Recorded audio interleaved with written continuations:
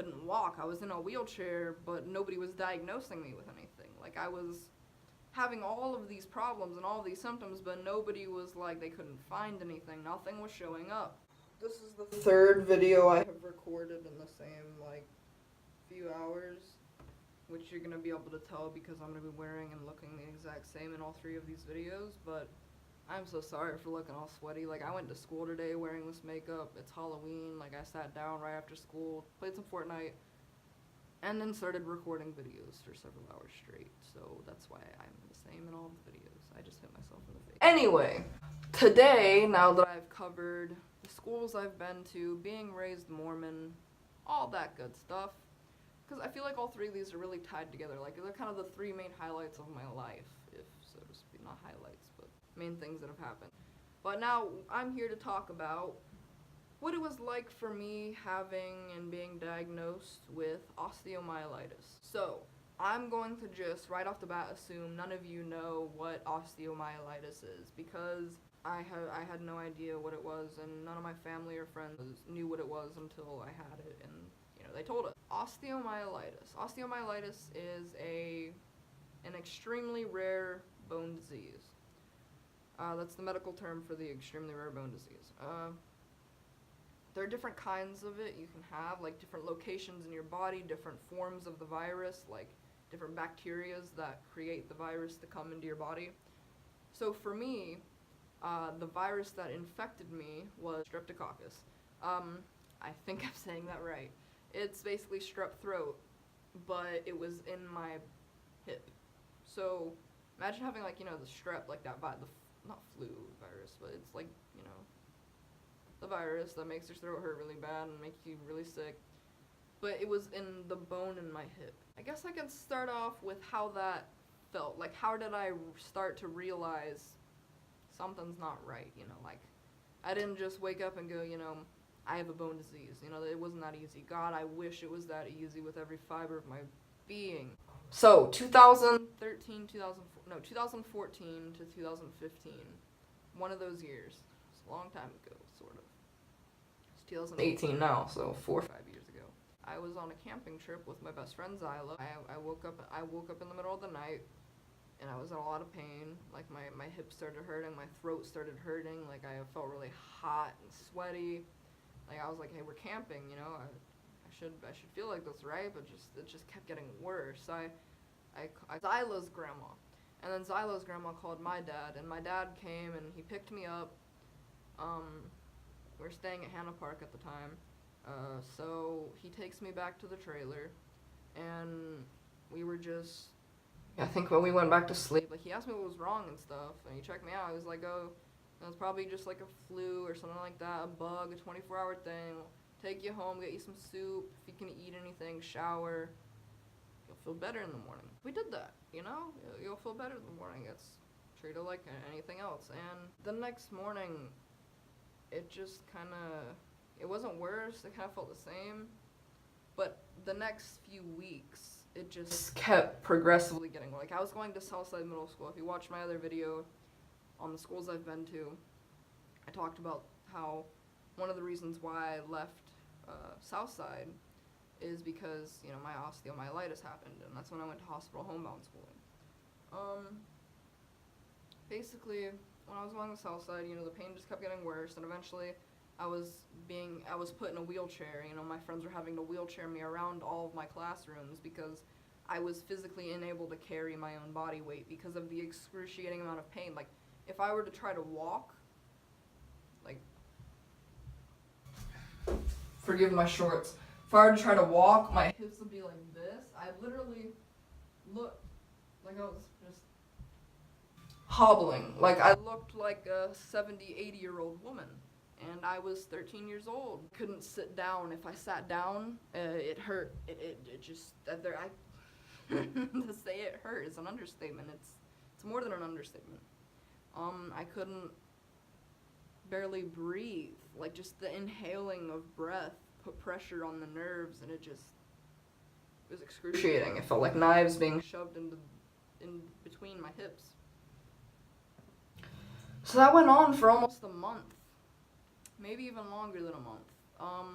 because I would be going in and out of the emergency room, back to back to back in between this time. Obviously, I was having night sweats, I was having excruciating pain, I couldn't walk, I was in a wheelchair, but nobody was diagnosing me with anything. Like, I was having all of these problems and all of these symptoms, but nobody was like, they couldn't find anything, nothing was showing up.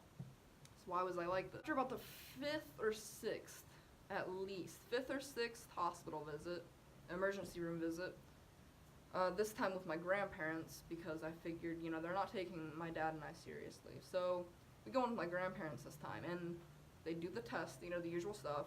This time, when they take my temperature, though, it's 101, 102 point something. So now they finally freaking believe me. So, oh yeah, something's wrong.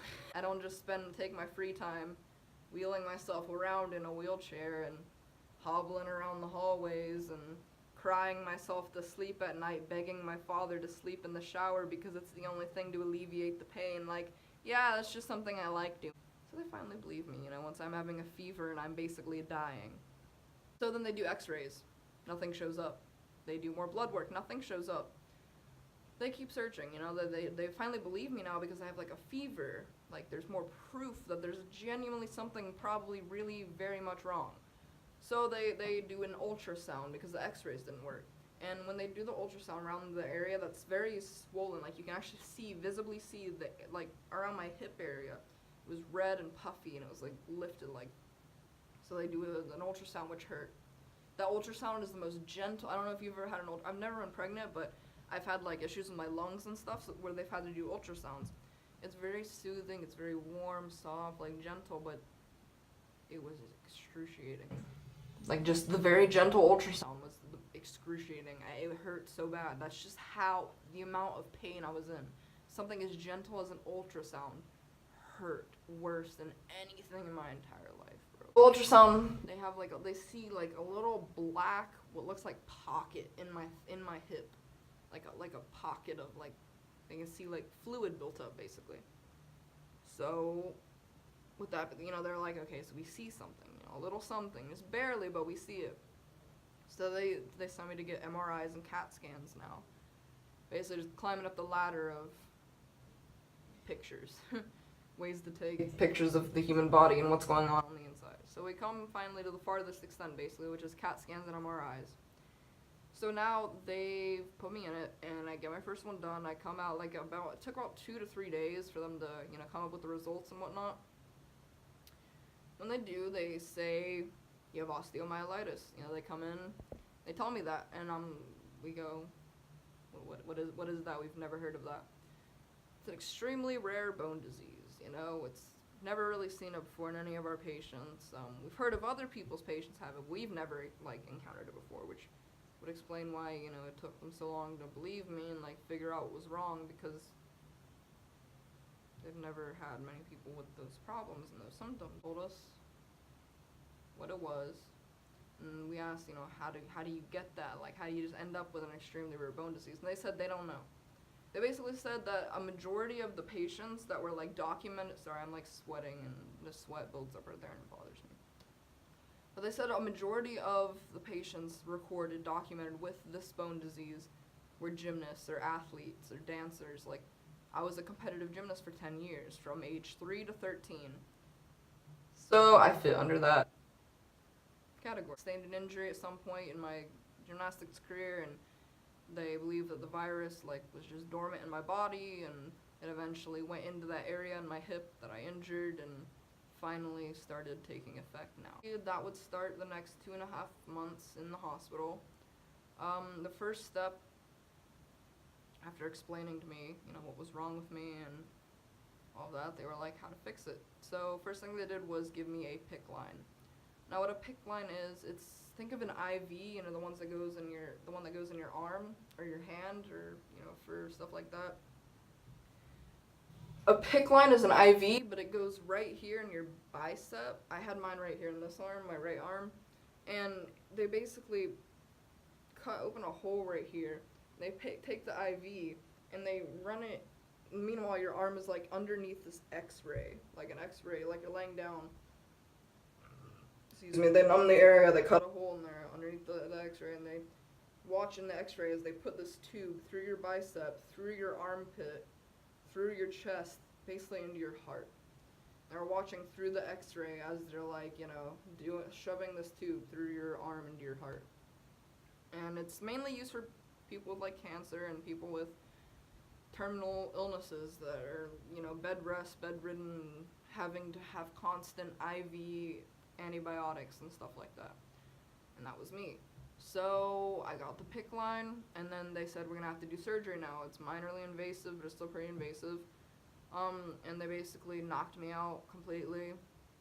They cut another small hole about the size of the one for my PICC line, but in my hip.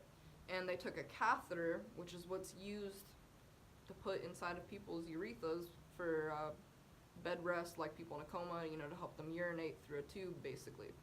So they put the urine tube, but without the urine, through my hip, through the incision in my hip.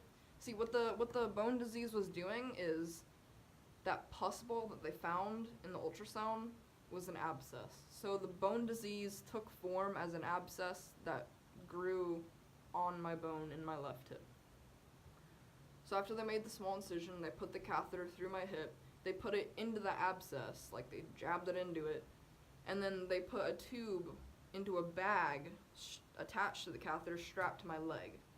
So basically, it was suctioned, so the catheter in my hip, in the abscess, went into another tube that was attached to a bag that just constantly drained pus, blood, all of the contents of this abscess into the bag. And it pretty much stayed like that, with the PICC line and the pus bag strapped to my leg for about 2.5 months in the hospital until it was all done, and like they kept giving me antibiotics through the PICC line and all of that, and then they deemed me cured and healed and all of that. Like, I got over the illness. So yeah, after that I just kind of left the hospital, and I was in a wheelchair and a walker for about 2.5 months after the hospital. Like, I still couldn't walk, I was on a lot of pain medications. Life wasn't the same for pretty good 6 months total. Alright, I had to change into a regular shirt. I was sweating way too much. So yeah, wheelchair and a walker, like a granny walker, for several months outside the hospital. So overall, it was a good 6 months of not being able to walk or sit properly and just pain. So yeah, that's the time that I suffered from osteomyelitis. I don't know if and obviously there's some of you out there that have suffered through this disease, just probably in very different ways, that are probably watching this now. Maybe not at all, I don't know. Maybe gain something from hearing my story and compared it to yours, or maybe you just got diagnosed and you're wondering what to expect. I hope I didn't scare you or anything like that. I'm just kind of sharing what it was like for me and the things that I had to go through. Yeah. Like and subscribe and comment for more.